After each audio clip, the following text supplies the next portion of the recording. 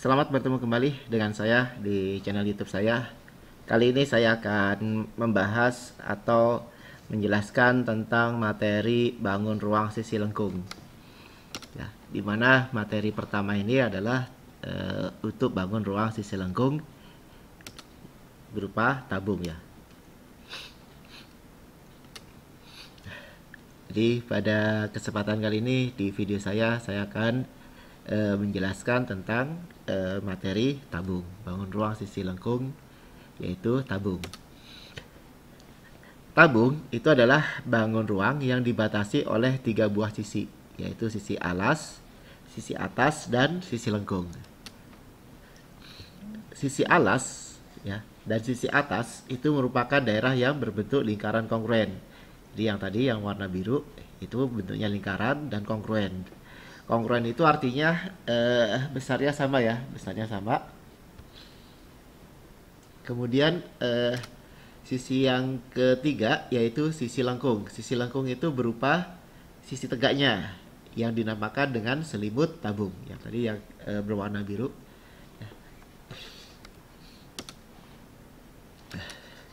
Kemudian untuk unsur-unsur tabung ya, unsur-unsur tabung.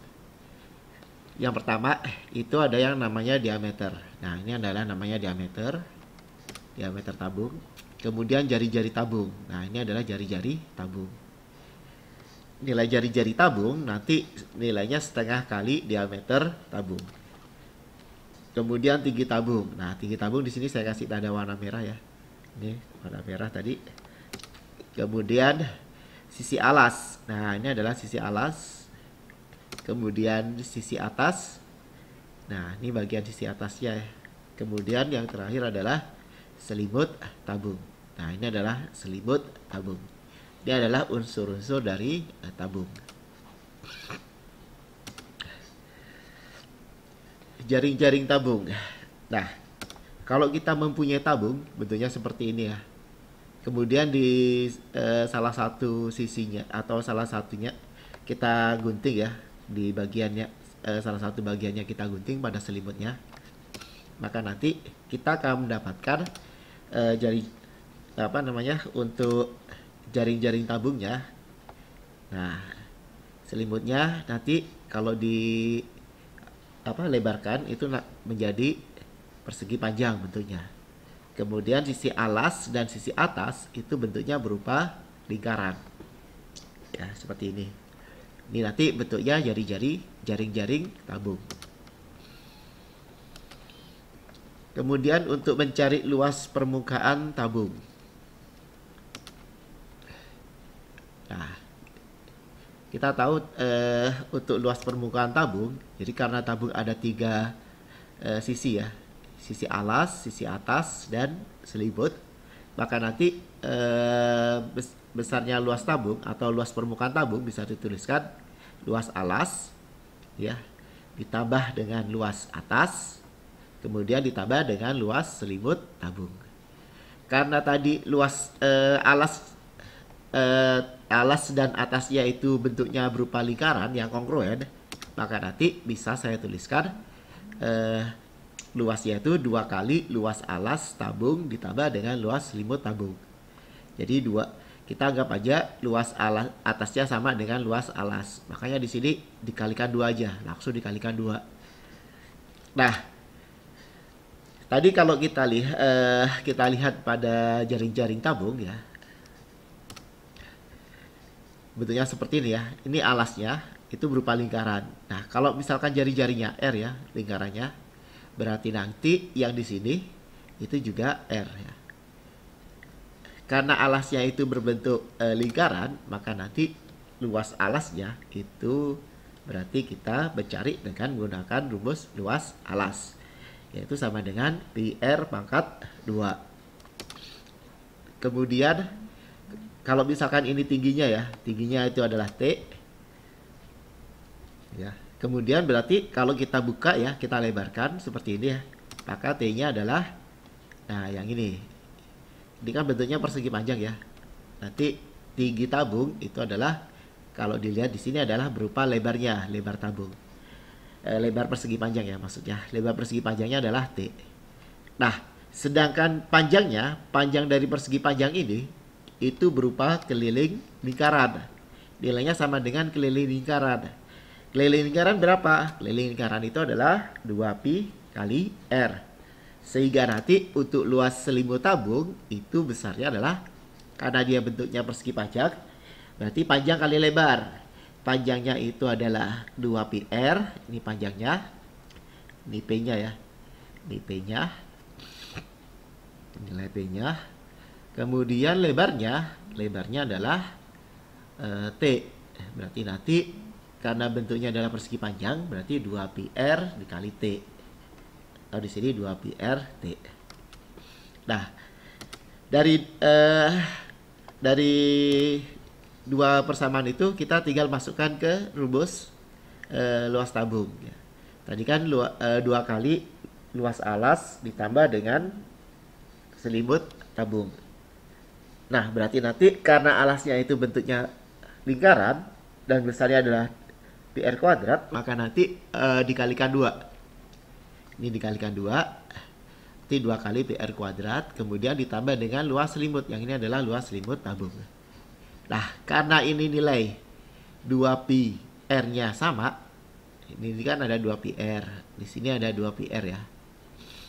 Maka bisa saya tuliskan seperti ini, 2pi R kurung buka R ditambah dengan T. R-nya yang di sini kenapa masih ada R? Karena di sini R-nya pangkat 2. Ya. Pangkat 2 dikeluarkan 1. Ditaruh di depan 1, di luar kurung ya, 1, berarti sisanya kan masih 1. Makanya di sini bisa ditulis 2pi R kurung buka R ditambah dengan T. Ini adalah untuk mencari luas tabung. Kemudian untuk mencari volume tabung. Jadi kalau kita punya tabung dengan jari-jari R ya. Nanti luas tabungnya adalah luas alas dikali dengan tinggi tabung. Kalau misalkan jari-jarinya adalah R ya, kemudian tingginya adalah T ya, tingginya adalah T seperti yang tadi, maka nanti luas alasnya berarti kan bentuknya lingkaran ya, berarti luas alasnya adalah pi R kuadrat, sehingga nanti untuk mencari volume tabung besarnya adalah 2 pi R kuadrat dikali dengan T, kan dikali dengan tinggi ya, tinggi tabung adalah T. Dia adalah besarnya volume tabung. Semoga sampai sini kalian paham. Sekarang kita ke contoh soalnya. Kita ke contoh soal. Diketahui diameter suatu tabung adalah 28 cm. Jika tinggi tabung tersebut 50 cm, tentukan luas permukaan tabung tersebut.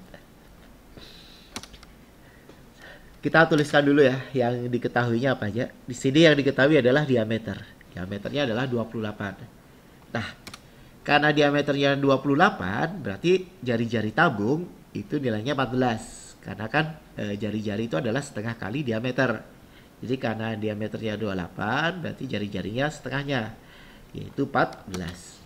Kemudian yang diketahui yang lain adalah tinggi tabung. Tinggi tabungnya berapa nih? Di sini 50. Ini adalah tinggi tabung. Berarti tingginya adalah 50. Yang ditanya apa? Yang ditanya adalah luas permukaan tabung. Nah, untuk mencari luas permukaan tabung, kita tinggal masukkan ke persamaan yang tadi, yaitu L sama dengan 2pi R kurung buka R ditambah T. Kita tinggal masukkan ya. Nah, karena di sini R-nya adalah kelipatan 7, yaitu 14 ya. Maka nanti Pi-nya saya pakai 22/7 ya, 22/7. Kemudian T-nya kan 50 ya, T-nya 50, R-nya 14. Nah nanti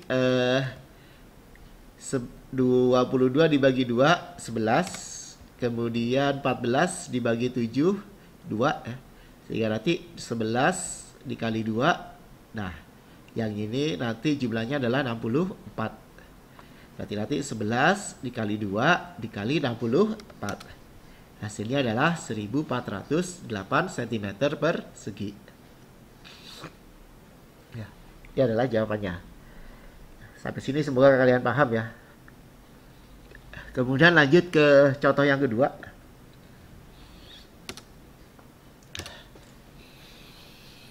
Contoh yang kedua, sebuah kaleng cat berbentuk tabung mempunyai tinggi 25 cm dan volume 7.850 cm kubik. Tentukan jari-jari alas kaleng cat tersebut. Yang ditanyakan adalah jari-jari alas dari kaleng. Nah, kita tuliskan dulu nih. Jadi biasakan kalian tuliskan dulu yang diketahuinya apa ya. Yang diketahui di sini adalah tinggi. Tingginya adalah 25. Ini adalah tingginya ya, tingginya kaleng. 25 cm. Kemudian volumenya berarti yang ini. Itu 7.850. Yang ditanyakan apa? Yang ditanyakan adalah jari-jari alas. Kita tinggal masukkan ke rumus volume ya untuk mencari jari-jari alas. Karena yang diketahui adalah volume, kemudian tinggi. Kita tinggal masukkan. Volumenya adalah 7.850.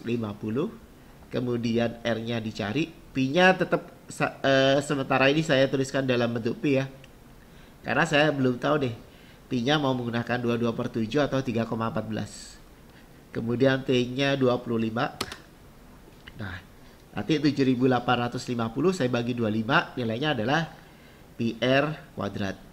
Jadi pi-nya masih tetap dalam bentuk pi, belum saya pindahkan ke sebelah kiri.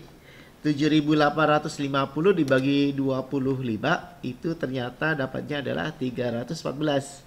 Nah, dari sini kita udah tahu deh. Berarti pi-nya kita pakai berapa? Nah, ya benar, berarti pi-nya itu pakai 3,14. Jadi karena hasil dari 7.850 dibagi 25 adalah 314, berarti kita otomatis menggunakan pi-nya adalah 3,14. Nah, tinggal kita untuk mencari R-nya, kita bagi aja dulu nih 314 dengan 3,14. Nilainya masih R kuadrat ini ya.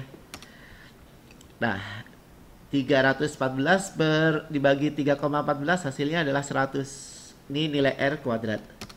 Nah, untuk mencari R berarti kita akarkan ya. Akar 100 berapa? Akar 100 adalah 10 cm. Ya. Demikian penjelasan saya yang berkaitan dengan materi bangun ruang sisi lengkung untuk bangun tabung ya. Semoga kalian paham. Jika ada yang masih belum paham, silakan kalian replay atau putar ulang videonya. Kemudian kalian tuliskan di bagian mana yang belum kalian paham. Saya akhiri. Wassalamualaikum warahmatullahi wabarakatuh.